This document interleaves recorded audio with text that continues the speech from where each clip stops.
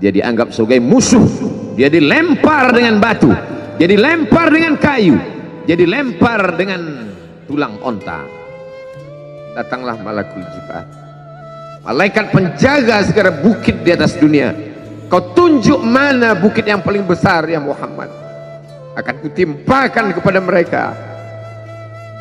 Hati yang luka biasanya akan marah, akan kecewa, tapi itu tidak terjadi pada Nabi Muhammad sallallahu alaihi wasallam.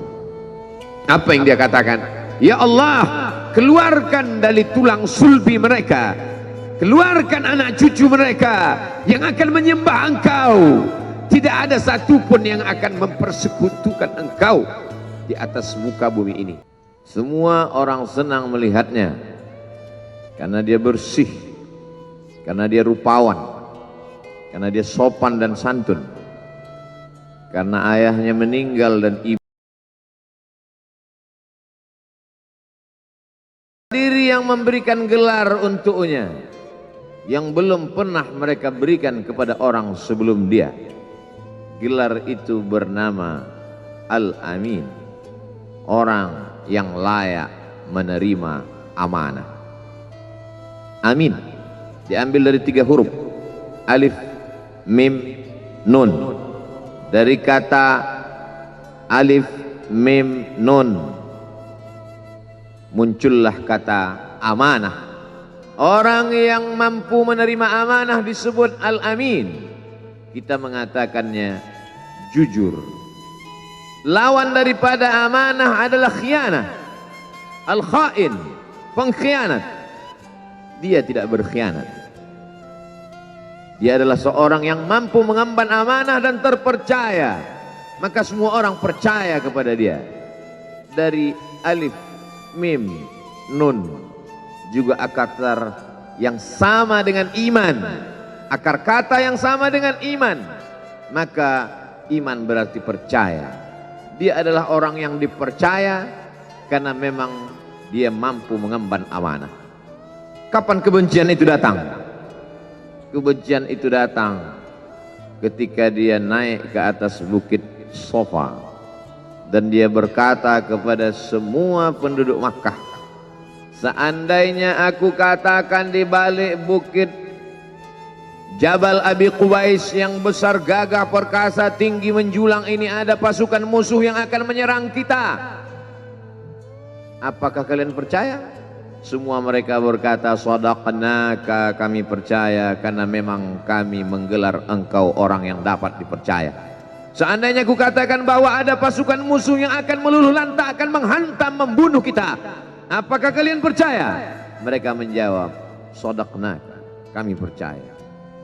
Seandainya aku katakan bahwa aku menerima wahyu dari Allah dan aku diperintahkan Allah untuk mengabarkan kepada kalian, yang baik-baik akan masuk surga, yang jahat-jahat akan masuk neraka, percayakah kalian? Disitulah perlawanan datang, bukan dari orang lain, bukan dari musuh, bukan dari lawan. Perlawanan itu datang dari saudara kandung, dari ayah kandung yang masih ada hubungan darah. Tabban laka ya Muhammad alihada jama'tana, celakalah engkau Muhammad, apakah hanya untuk ini saja kau kumpulkan kami hari ini? Allah membelanya, langsung Allah membelanya. Dia tidak membela dirinya, tapi Allah mengatakan tabbat yada abi lahabi wa tabba ma aghna anhu maluhu, hartanya tak ada berguna, wa ma kasab, hasil usahanya tak mendatangkan manfaat, wa mra'atuhu hammalatal hatab, istrinya menjadi pembawa kayu bakar, simbol dari adu domba, kata-kata yang membuat menyakitkan hati yang dibawa oleh Ummu Jamil istri Abu Lahab untuk menyiksa, menjelekkan, membuli, menebarkan berita untuk membunuh karakter Sayyidina wa Maulana Muhammad sallallahu alaihi wasallam. Ini bukti kalau hari ini ada anak muda yang rupawan, yang dermawan, yang disenangi lingkungannya, tidak ada orang yang tersinggung, biasa, karena Nabi Muhammad SAW juga pernah mengalami hal itu. Tapi begitu kau katakan, aku tadi malam bermimpi bahwa aku mesti hijrah, meninggalkan komunitas peminum khamar, meninggalkan geng kita yang selama ini bicara tentang yang haram, maka disitulah mereka akan berkata, apakah hanya untuk ini saja kita berteman selama ini? Mana persahabatan kita? Apa yang dialami pemuda-pemuda hijrah hari ini dialami oleh Rasulullah SAW 14 abad yang silam. Ketika kau berhasil bisnis, orang senang. Ketika kau berhasil membina rumah tangga, tidak ada orang yang tersakiti. Ketika anakmu lucu-lucu dan kau berada di tengah mereka, tidak terusik kepentingan mereka, tidak terganggu ekonomi mereka, engkau adalah sahabat, engkau adalah teman setia. Tetapi ketika kau tidak ikut kemauan manusia, disitulah engkau sedang melantik dirimu sendiri menjadi musuh. Maka Allah kuatkan hatimu. Wa in tuti' aktsara man fil ardi, kalau kau ikut kebanyakan orang di atas muka bumi, yudilluka an sabilillah, mereka hanya akan menyesatkan engkau dari jalan Allah Subhanahu wa taala. Tapi api itu tidak pernah padam.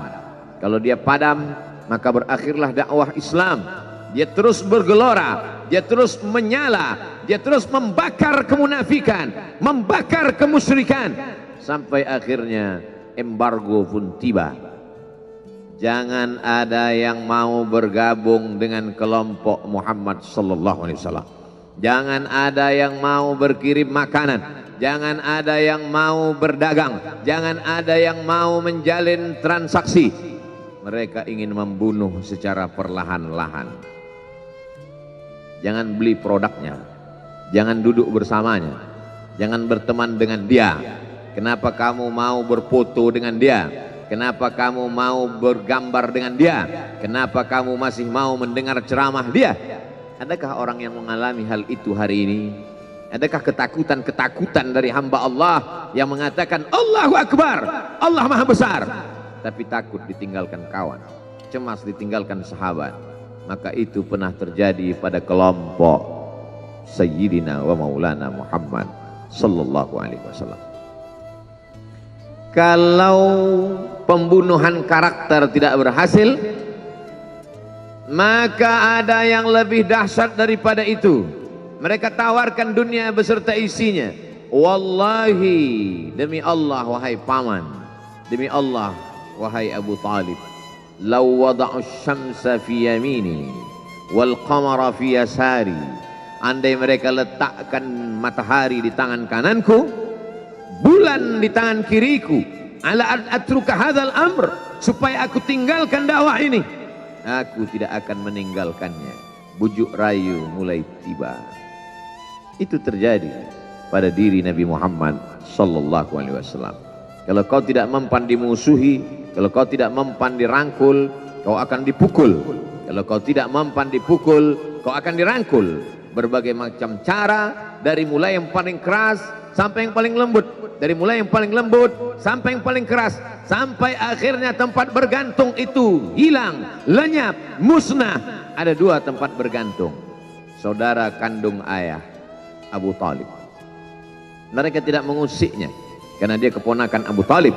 Abu Talib anak Abdul Muttalib, Abdul Muttalib anak Hashim, Hashim anak Abdi Manaf, Abdi Manaf anak Qusay, Qusaylah pendiri Darun Nadwah. Mereka keturunan darah mulia dari Adnan.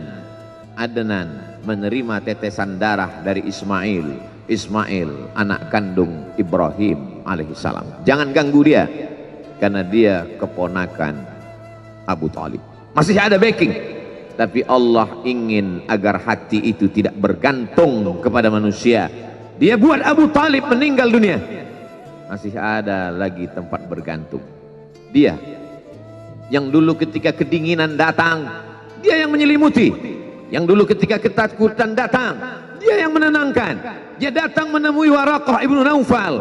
Waraqah berkata, namus, malaikat yang pernah datang kepada Ibrahim, yang pernah datang kepada Musa, yang pernah datang kepada Isa, sekarang dia datang kepada suamimu.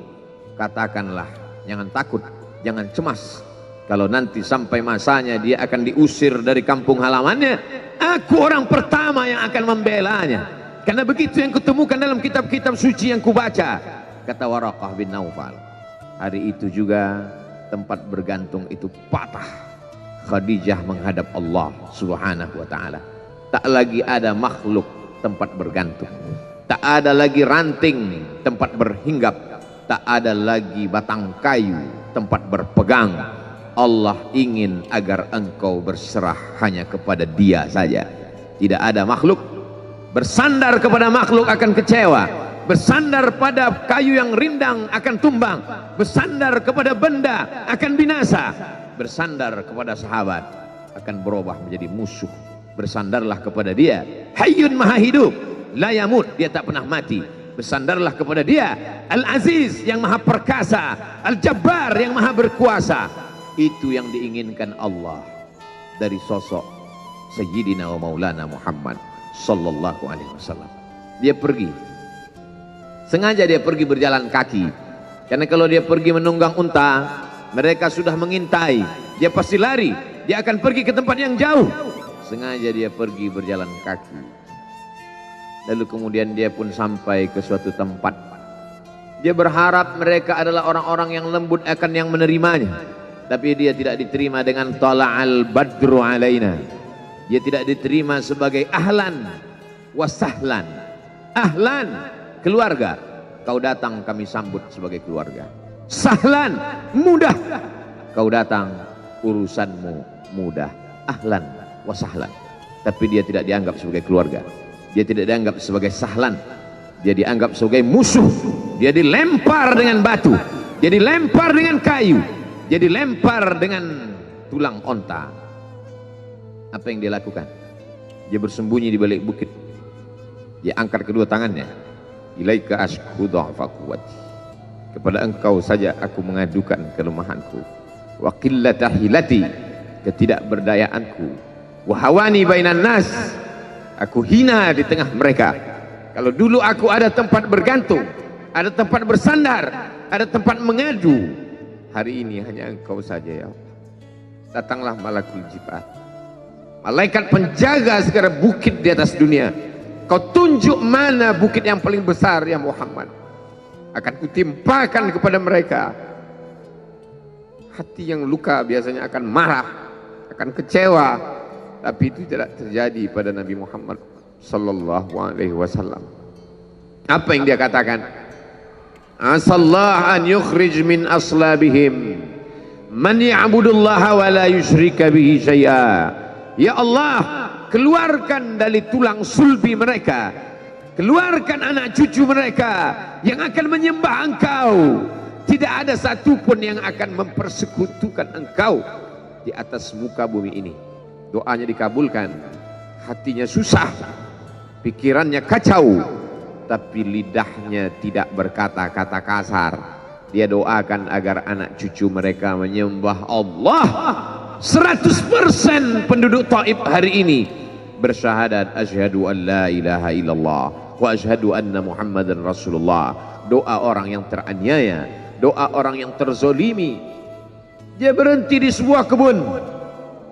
Ada seorang yang bukan terpandang membawakan beberapa ranting anggur sebagai pelipur lara, penghilang haus, pelepas dahaganya. Ketika anggur itu akan masuk ke mulutnya, dia berkata Bismillahirrahmanirrahim, atas nama Allah. Maka hamba sahaya miskin, susah, melarat, perantau yang tak punya apa-apa itu heran. Apa yang kau ucapkan? Bismillah. Kau sebut nama Allah ya. Tidak ada satupun orang di kampung ini kalau makan menyebut nama Allah.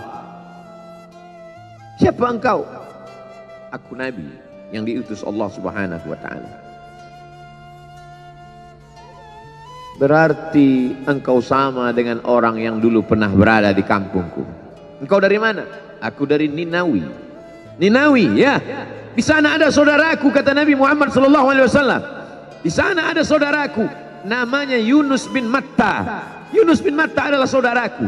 Sama-sama hamba yang diutus Allah Subhanahu wa ta'ala. dia juga diingkari oleh kaumnya. Dia masuk ke dalam lautan, ditelan seekor ikan dalam 3 kegelapan. Gelapnya tengah malam, gelapnya lautan, gelapnya perut ikan. Dia berserah kepada Allah. La ilaha illa anta subhanaka inni kuntu minal zalimin. Begitu cara Allah mengingatkan Nabi Muhammad SAW. Apa yang kau rasakan hari ini belum ada apa-apanya dengan apa yang pernah dirasakan oleh Yunus bin Matta. Mendengar itu langsung saja Addas bersimpuh sujud mencium lutut Nabi Muhammad SAW. Dia tidak mulia, dia hamba sahaya, dia miskin, dia perantau, tapi dia sempat mencium tangan Nabi Muhammad SAW. Dia sempat menghilangkan dahaga dari leher Nabi Muhammad SAW. Pertemuan yang berkesan. Biarlah pertemuan itu sekali, tapi sampai ke lubuk hati.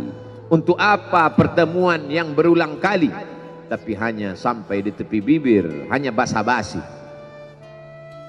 Nabi SAW kembali, dia pulang. Di tengah perjalanan dia mendengar, qul, katakan, uhiya ilayya annahu istama'ana farum minal jin. Ada sekelompok jin. Jin itu berkata, inna sami'na qur'anan ajaba. Kami mendengarkan bacaan Al-Quran ajaba, menakjubkan, ajib. Biarlah manusia menolakmu, biarlah manusia yang aku dan sombong itu tidak menerimamu, tapi ada satu makhluk yang mau menerimamu. Inna, kami dari kalangan jin, sami'na, mendengar, Qur'anan ajaba, bacaan Al-Quran yang mengagumkan, yahdi ila rusdi, yang membuat kami lurus berpikir benar. Betapa jin yang dikatakan makhluk jahat, tapi ketika dia mendengarkan bacaan Al-Quran tersentuh hatinya dan dia bersyahadat, anna minnal muslimun, kami ada yang muslim, wa minnal qasitun, kami ada yang kafir. Yang muslim taharrau rasyada, selalu mencari jalan kebenaran. Yang kafir kanu li jahannam hataba, mereka hanya akan menjadi santapan neraka jahanam. Dia kembali ke kota suci Makkah Al-Mukarramah seperti biasa, sampai akhirnya datanglah malaikat Jibril membelah dadanya, mensucikan hatinya sampai layak, lalu kemudian dia pun dibawa.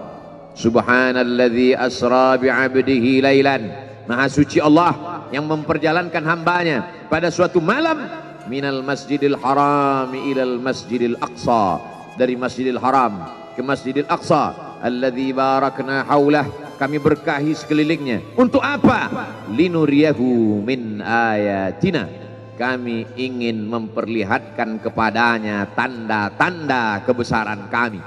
Selama ini dia hanya didengar, azab kubur didengar, neraka jahanam didengar, malaikat didengar. Hari ini kami ingin memperlihatkan tanda-tanda itu kepada hamba kami. Jangan bersedih ketika kau didustakan, jangan bersedih ketika kau dibunuh karaktermu, jangan berduka cita ketika tidak ada manusia yang menerimamu, karena sesungguhnya itu hanyalah cara Allah menguatkan hatimu, karena dia ingin mengangkat derajatmu, menempatkan di tempat yang terpuji, memperlihatkanmu sesuatu yang tidak pernah dia perlihatkan kepada manusia yang lain. Dia buat hatimu hancur berkeping agar tidak lagi ada tempat makhluk dalam hatimu, yang ada hanya Allah semata. Ma fi qalbi ghairullah. Pada saat itu mentalmu sudah kuat, layaklah engkau berada di tempat yang terpuji. Kalau ada orang menyakitimu, jangan berduka. Kalau ada tetangga, sahabat, kawan baik meninggalkanmu, jangan berduka lara, karena sesungguhnya di balik itu semua, fa inna ma'al usri yusra, inna ma'al usri yusra, idza daqat 'alaika dunya faqul ya Allah. Kalau terasa sempit dunia, mengadulah kepada Allah. Idza sa'alta fas'alillah, kalau minta-mintalah kepada Allah. Wa idza sta'anta fasta'in billah, kalau minta tolong, minta tolonglah kepada Allah. Iyyaka na'budu wa iyyaka nasta'in, kepada Engkau kami menyembah, kepada Engkau kami beribadah, kepada Engkau kami bersimpuh sujud, kepada Engkau juga kami meminta pertolongan. Barakallahu li wa lakum fil Qur'anil azim, wa nafa'ani wa iyyakum bima fihi minal ayati wadh-dhikril hakim. wa taqabbal minni wa minkum tilawatahu innahu huwal ghafurur rahim.